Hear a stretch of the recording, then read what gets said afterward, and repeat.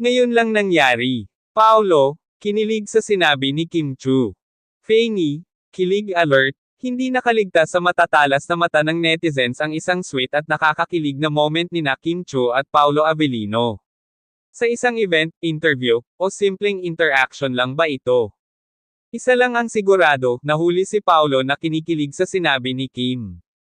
Sa isang clip na kumakalat ngayon sa social media, maririnig si Kim Chu na may matamis na pahayag tungkol kay Paolo. Ayon sa source, Kim, si Paolo, sobrang maalaga. Isa siya sa mga taong hindi mo akalaing super thoughtful. At syempre, ang reaksyon ni Paolo. Hindi maitago ang ngiti at halatang may kilig sa mata. Oy, Paolo, bakit ganyan ang ngiti mo? Kinikilig si Sir, grabe. Kim Pao shippers, solid na to.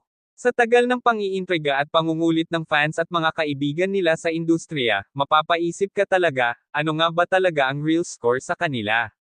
Nagpapakiramdaman pa ba sila? O baka naman may gusto talagang sabihin si Paolo, pero hindi pa tamang panahon. One thing is for sure, Paolo's reaction speaks volumes. Iba ang kilig kapag galing mismo kay Kim Chu. Ano kaya ang susunod na kabanata sa Kim Pao love story? May aamin na ba? Ipaulan na ang comments. At syempre, don't forget to like, share, and subscribe para updated ka sa pinakamainit na showbiz chika.